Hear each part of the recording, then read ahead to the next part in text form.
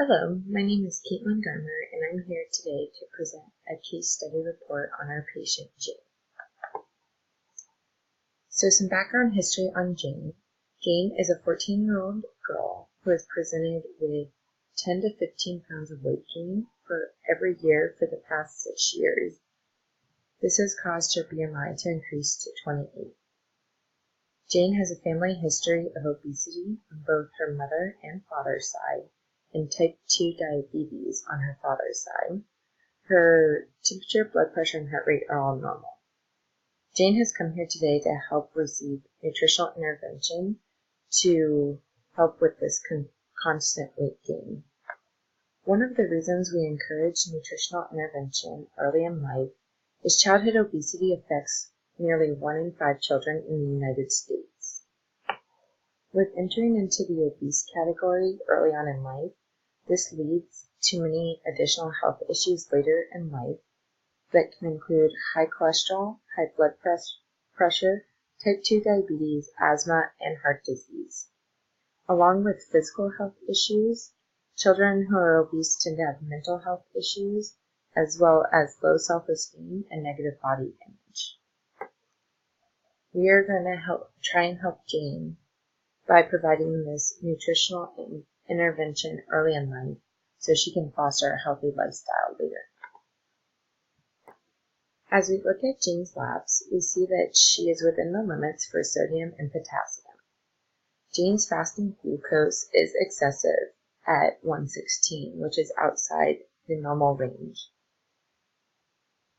Unfortunately, this high fasting glucose puts her in the pre-diabetic range, which puts her at risk for developing type 2 diabetes. Jane's overall cholesterol is within normal limits. As we look at Jane's charts, her stature to age chart and weight for age percentiles show that Jane is approximately in the 32nd percentile for stature and in the 93rd percentile for weight. As we look at her body mass index for age percentile, we see that she's in the 96th percentile for her body mass index. This places her in the obese category, as it's above 95 at the 95th percentile. Moving on to Jane's macro and micronutrient intake. Jane provided us with a 3-day food diary so we could assess her nutritional intake. From that food log, we created an average of what Jane has consumed over the 3 days.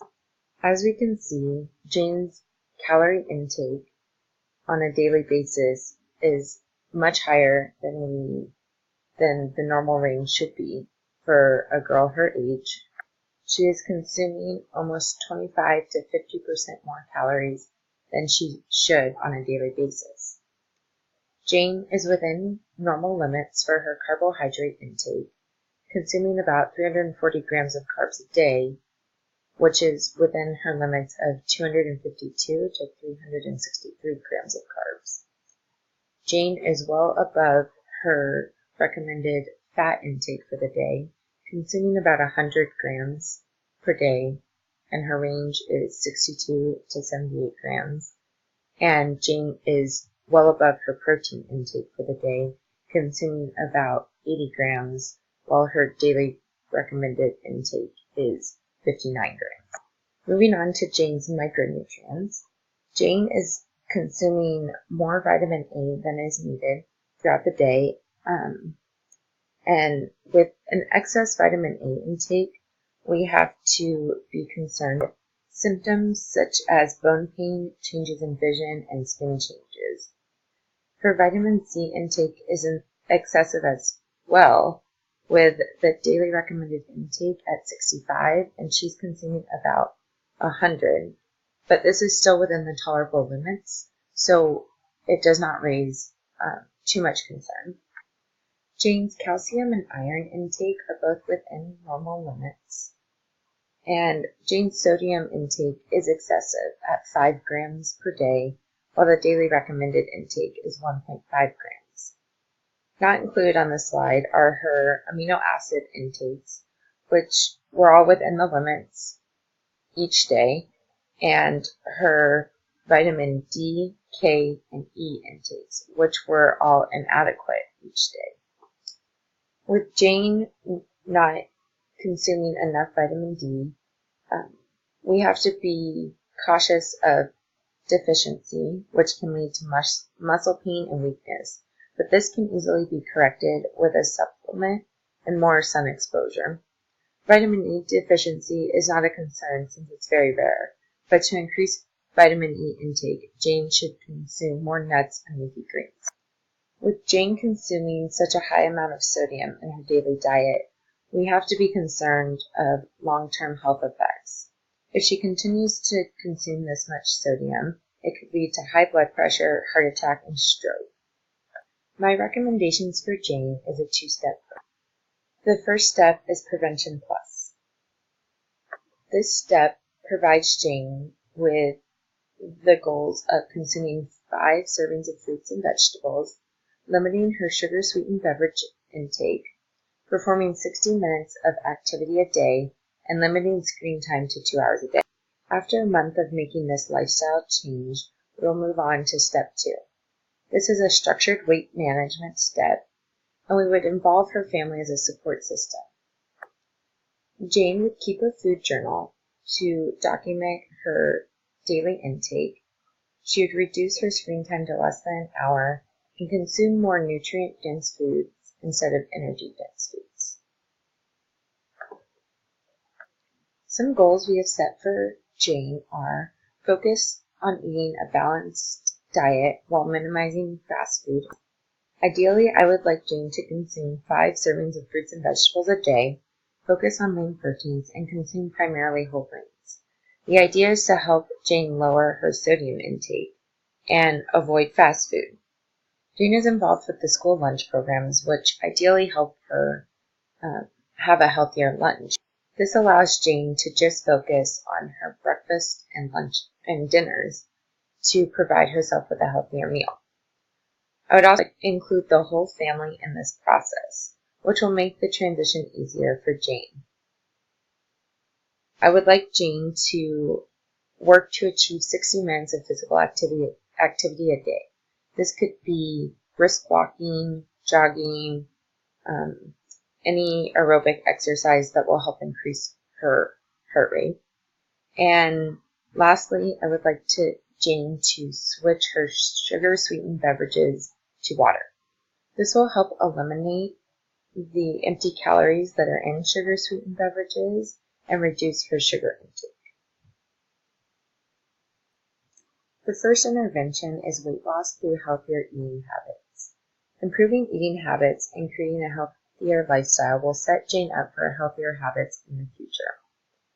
For an at-home intervention, I would like to speak with Jane's parents about moving towards a healthier lifestyle at home, which will help Jane have the support system she needs at home during this time. With the whole family working towards a healthier lifestyle, Jane will feel more motivated to pursue a healthier lifestyle. Lastly, creating an exercise plan for Jane will help her stay accountable and have a schedule that she can follow. Some of the resources I have found for Jane are the San Diego Childhood Obesity Initiative.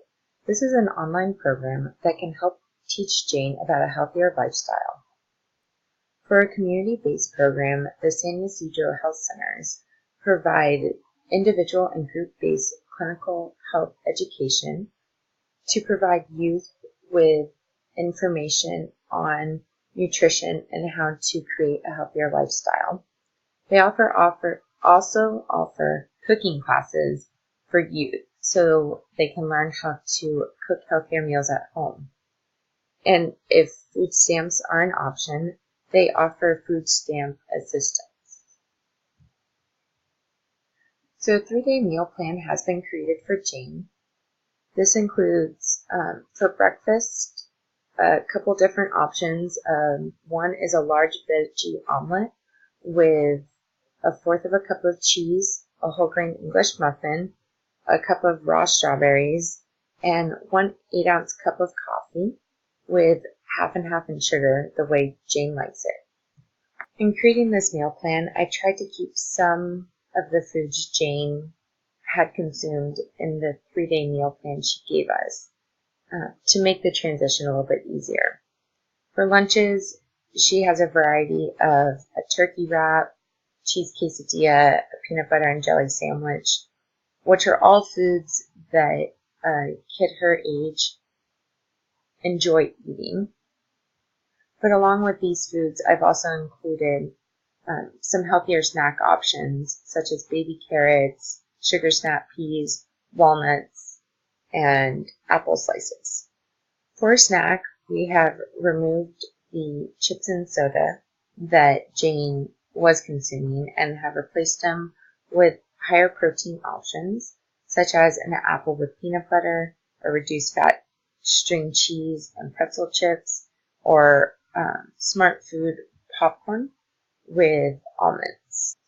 For dinner, I have included 3 different options.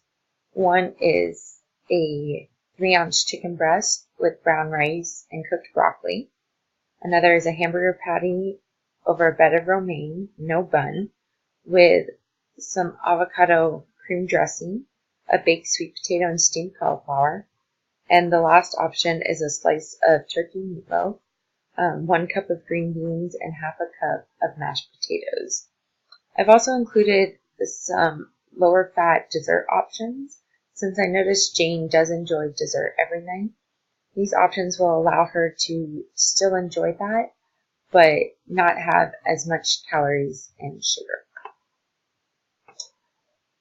And my final slide is the educational handout I have created for Jane and her family. Now, this handout has what is obesity and what are the risks of childhood obesity. For Jane's parents, there's information on how they can help her as her parents. There's also the causes of obesity and how to prevent obesity, along with additional resources. That concludes my presentation. Thank you for your time.